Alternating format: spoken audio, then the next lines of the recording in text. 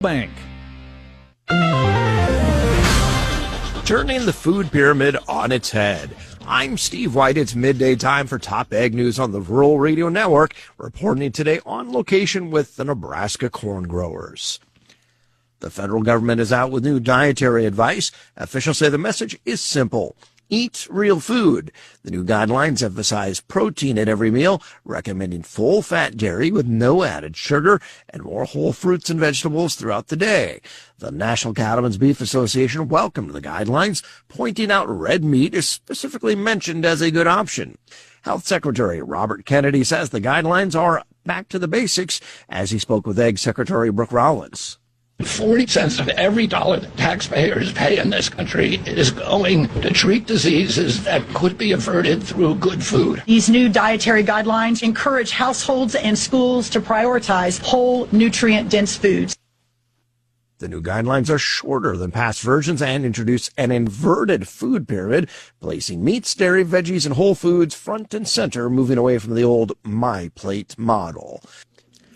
Our own Karla Whittington is on the road in the Pacific Northwest this week, seeing wheat in action. She caught up with Kimberly Knobb of the Wheat Marketing Center. A group of 8 Nebraskans are in Portland this week following their wheat beyond the farm.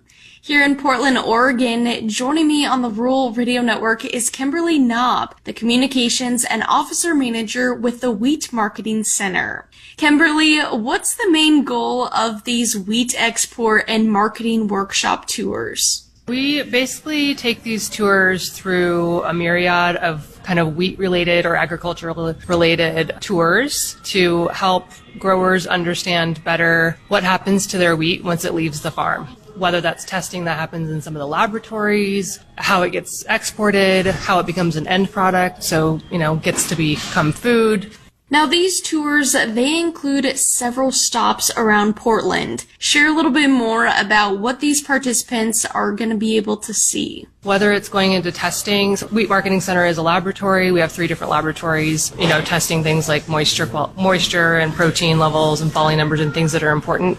People understand how their wheat is becoming an end product and how that's, turning into food and getting to experience the whole process of wheat becoming flour, becoming an end product.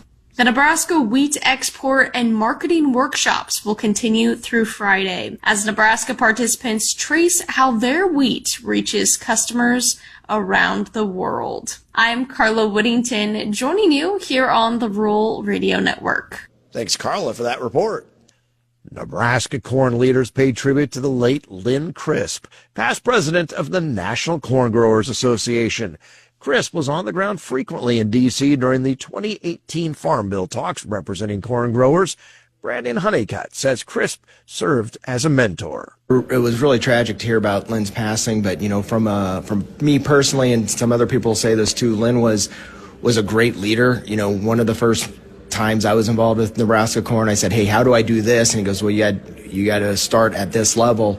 And so it was really great just having him as a mentor, both from a policy perspective and just how to think things through. He was one that really thought through some of the Farm Bill aspects that we worked through and really was a key catalyst in getting some of those passed. So it's really appreciate his leadership over time.